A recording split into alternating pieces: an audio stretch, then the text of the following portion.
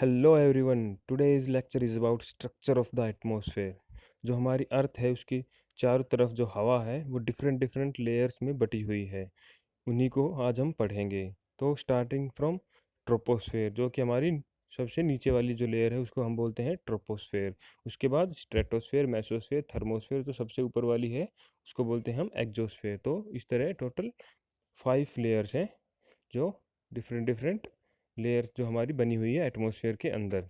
तो सबसे फर्स्ट है ट्रोपोस्फेयर। इस ये लेयर बहुत ही इंपॉर्टेंट है। इस लेयर के अंदर ही हमारे सारे वेदर फिनोमेना होते हैं, जैसे कि बारिश होना, बादल बनना, ये सारी चीज़ें इसी ट्रोपोस्फेयर के अंदर होती है। उसके बाद आती है स्ट्रेटोस्फेयर। स्ट्रेटोस्फेयर में कौन सी लेयर पाई जाती है? Ozone layer. ओजोन लेयर वो लेयर है जो हमें अल्ट्रावायलेट रेज जो सन से आती है, जो हार्मफुल होती है, जो स्किन कैंसर काज करती है ह्यूमंस के अंदर, उस लेयर को एज ए फिल्टर की तरह काम करती है और अल्ट्रावायलेट रेज को रिफ्लेक्ट कर देती है, अर्थ के ऊपर पहुंचने नहीं देती। उसके बाद आती है मेसोस्फेयर। ये सबसे ठंडी लेयर है हमारे एटमॉस्फेयर की। और उसके बाद आती है थर्मोस्फेयर। थर्मोस्फेयर के अंदर एक लेयर पाई जाती है जिसको हम बोलते हैं आयनोस्फेयर। आयनोस्फेयर लेयर है, इसी की वजह से जो भी हमारे कम्युनिकेशंस होते हैं वो इसी लेयर की वजह से पॉसिबल्स हैं। जो भी रेडियो ट्रांसमिशंस होते हैं, कम्युनिकेशन होते हैं, वो इसी लेयर की वजह से पॉसिबल है। हम यहाँ से सिग्नल भेजते हैं और इस लेयर से फिर रिफ्लेक्ट होकर इस तरह से जहाँ दूसरी जगह पर सिग्नल पहुँचता है। और इसके ऊपर वाली, सबसे ऊपर वाली एग्जोस्फेयर। सो इन्हीं लेयर्स को आज हम डिटेल में पढ़ेंगे। ये दिया गया है, दिखाया गया है कि किस तरह से हमारा टेम्परेचर है वो डिक्रीज होता है, ऊपर ऊपर जाते हैं, फिर स्ट्रेटोस्फेयर में ओजोन लेयर की वजह से इंक्रीज होता है, फिर मेसोस्फेयर में फिर डिक्रीज होता है, और फिर थर्मोस्फेयर में आयनोस्फेयर लेयर होने की वजह से फिर से टेम्परेचर इंक्रीज होने लगता है। तो इस तरह से टेम्परेचर इंक्रीज डिक्रीज होता है हमारी डिफरेंट डिफरेंट लेयर्स के अंदर। तो सबसे पहली लेयर आज हम पढ़ेंगे जो है हमारी ट्रोपोस्फेयर। ट्रोपोस्फेयर लेयर क्या है? ये zone of mixing of air current. Air current means जो हवा बहती हुई हवा है, एयर जिसकी कुछ ना कुछ वेलोसिटी है, स्पीड है, जो हवा बह रही है, उसको हम बोलते हैं एयर करंट। तो इसके अंदर डिफरेंट डिफरेंट जो एयर है वो मिक्स होती है। एक लेयर यहाँ से आई, एक लेयर यहाँ से आई, यहाँ से आई। ये तो हॉरिजेंटल वाली लेयर होगी, आपस में ये हवा तो आपस में मिक्स होती है। दूसरी जो वर्टिकल, जो यहाँ से यहाँ एक लेयर है, यहाँ ऊपर वाली लेयर है, ये आपस में अप डाउन, ये गर्म हवा ऊपर जाती है, ठंडी हवा नीचे आती है। और इस तरह से जो mixing of the air current कौन सी लेयर में होता है? ट्रोपोस्फेयर के अंदर। ये लोअर मोस्ट लेयर है और मोस्ट इम्पोर्टेंट है, क्योंकि इसी के अंदर सारे वेदर क्लाइमेट फिनोमेना होते हैं। कौन कौन से? क्लाउड बनना, रेन कंडेंसेशन होना, बारिश होना, ये सब इसी ट्रोपोस्फेयर के अंदर होते हैं। इसके अंदर जो एक एवरेज टेम्परेचर किस तरह से डिग्री होता है? 6.5 डिग्री पर किलोमीटर। 6.5 डिग्री पर किलोमीटर, इसी को हम बोलते हैं नॉर्मल और एनवायरमेंटल लैप्स रेट। जहाँ पे ये मिक्सिंग ऑफ एयर स्टॉप हो जाती है उसको बोलते हैं ट्रोपोस्पोज। ट्रोपोपोज ये कौन सी लेयर है? जो ट्रोपोस्फेयर और स्ट्रेटोस्फेयर के जो बीच की जो लाइन है उसको हम बोलते हैं ट्रोपोपोज। और कितनी हाइट पे है ये? 16 to 18 किलोमीटर इक्वेटर पे और 6 to 8 किलोमीटर पोल्स पे। तो पोल्स पे इसकी हाइट कम है, इक्वेटर पे ज़्यादा है। उसके बाद देयरफॉर टेम्परेचर एट ट्रोपोज कहाँ पे? इक्वेटर पे कितना है? -65 डिग्री और पोल्स पे 45 डिग्री। क्यों? क्योंकि इक्वेटर के ऊपर ट्रोपोस्फेयर की हाइट ज़्यादा है, तो ज़्यादा है तो और ज़्यादा धीरे धीरे जितनी ज़्यादा हाइट उतना टेम्परेचर कम होता जाएगा, जितनी हाइट कम उतना कम टेम्परेचर कम होगा। तो इसीलिए पोल्स पे हाइट कम है तो टेम्परेचर सिर्फ -45 डिग्री, और इक्वेटर के ऊपर हाइट ज़्यादा है तो -65 डिग्री सेल्सियस जो टेम्परेचर मेजर किया गया है।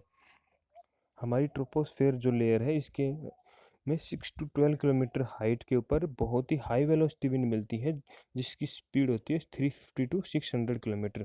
इन्हीं को हम बोलते हैं जेट स्ट्रीम। जेट स्ट्रीम क्या है? High velocity wind. कितनी हाइट के ऊपर? 6 to 12 किलोमीटर।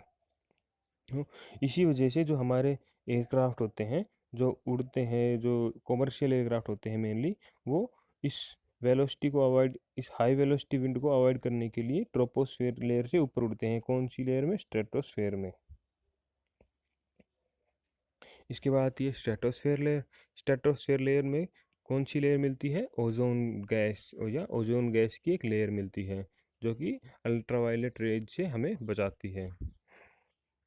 ये कितनी हाइट, ओजोन लेयर कितनी हाइट पे मिलती है? मैक्सिमम 35 किलोमीटर की जो हाइट है उसके ऊपर ओजोन लेयर मिलती है। स्ट्रेटोस्फेयर के अंदर जो ओजोन मिलती है हम उसको बोलते हैं गुड ओजोन।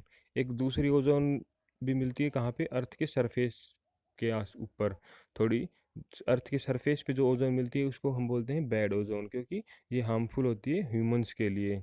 अगर ह्यूमन उसको ब्रीथ कर ले तो फिर वो उसके बॉडी के लिए हार्मफुल होती है, इसलिए उसको बैड ओजोन बोलते हैं। लेकिन इसको बोलते हैं गुड ओजोन क्योंकि ये यूवी अल्ट्रावायलेट रेज को रिफ्लेक्ट कर देती है।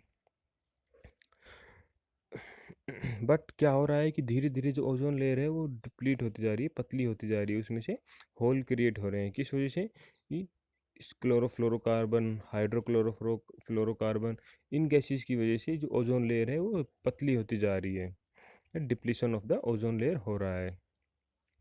ये CFC और ये सब गैसेस ये कहाँ पे यूज होती है, ये रेफ्रिजरेटर्स में जो यूज़ होती है। उसके बाद जो हम डीओ वगैरह एरोसोल्स इंडस्ट्री में यूज़ होती है, जो हम परफ्यूम यूज़ करते हैं, जो स्प्रे करते हैं, तो उसके साथ ये क्लोरोफ्लोरोकार्बन और हाइड्रोक्लोरोफ्लोरोकार्बन ये सब गैसेस निकलती है जो कि डिप्लीट करती है ओजोन लेयर को।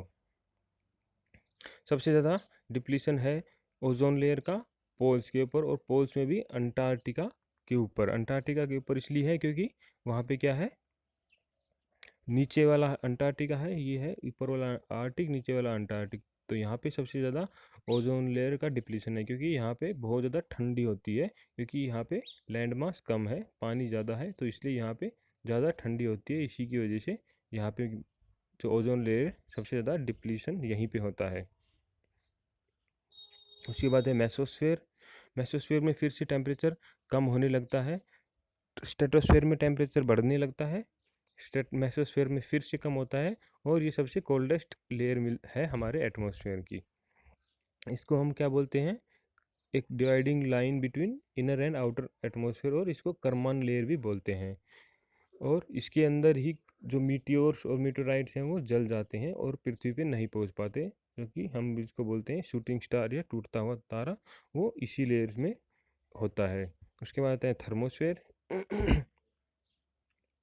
ये इसके अंदर फिर से टेम्परेचर इंक्रीज होने लगता है। क्यों इंक्रीज होने लगता है, क्योंकि इसके अंदर पाई जाती है आयनोस्फेयर लेयर। इसकी हाइट होती है 80 to 400 किलोमीटर। ये आयनोस्फेयर लेयर में क्या होते हैं, इलेक्ट्रिकली चार्ज पार्टिकल्स, जिसको हम बोलते हैं आयंस, और इन आयंस की वजह से जो रेडियो वेव है वो रिफ्लेक्ट होकर अर्थ पे फिर से वापस आती है, जिसकी की वजह से जो अर्थ के ऊपर कम्युनिकेशन है वो पॉसिबल है। इस लेयर के अंदर एक चीज़ और होती है जिसको हम बोलते हैं ओरा बोरियोलिस और ओरा ऑस्ट्रेलिस।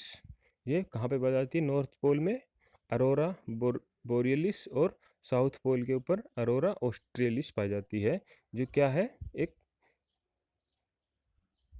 चमकती हुई लाइट है, जो फिनोमिना है जो यहाँ पे पाया जाता है। किसकी वजह से पाया जाता है, जो अर्थ का मैग्नेटिक फील्ड और जो सोलर विंड्स जो है आपस में टकराती हैं, तो इसकी वजह से दो ब्राइट चमकती हुई आसमान में एकदम चमचमाती हुई लाइट दिखती है आपको नॉर्थ और साउथ पोल पे। इनको इस तरह से डिफरेंट डिफरेंट नेम से डिनोट किया गया है। उसके बाद आता है एग्जोस्फेयर। एग्जोस्फेयर है सबसे outer most layer of the earth. यहाँ पे टेम्परेचर तो बहुत ज़्यादा होते हैं, लेकिन क्या है, इसकी डेंसिटी एटमॉस्फेयर में एग्जोस्फेयर की बहुत कम है, जिसकी वजह से नॉर्मल थर्मामीटर से इसके टेम्परेचर को मेज़र नहीं किया जा सकता। इसके लिए दूसरे टाइप के थर्मामीटर यूज किए जाते हैं, क्योंकि यहाँ पे एयर की डेंसिटी कम है, जिसकी वजह से टेम्परेचर उतना फील नहीं होता। बट यहाँ पे टेम्परेचर बहुत ज़्यादा हाई होता है। ये एक टेबल दी गई है जिसमें ये सब रेज हैं, और यहाँ पे इसकी वेवलेंथ और फ्रीक्वेंसी है। जैसे जैसे वेवलेंथ इंक्रीज होती है वैसे वैसे फ्रीक्वेंसी डिक्रीज होती है। तो सबसे ज़्यादा गामा रेज की सबसे कम वेवलेंथ लेकिन फ्रीक्वेंसी सबसे ज़्यादा, और इसी तरह रेडियो वेव्स की फ्रीक्वेंसी सबसे कम और वेवलेंथ सबसे ज़्यादा। तो ये हमारा टेबल है, इसको थोड़ा याद ध्यान रखना कि किसकी वेव फ्रिक्वेंसी कम है, किसकी ज़्यादा है, किसकी वेवलेंथ ज़्यादा है, किसकी वेवलेंथ कम है। सो आज के लेक्चर में बस इतना ही, जल्दी मिलेंगे नेक्स्ट लेक्चर के साथ। So thank you.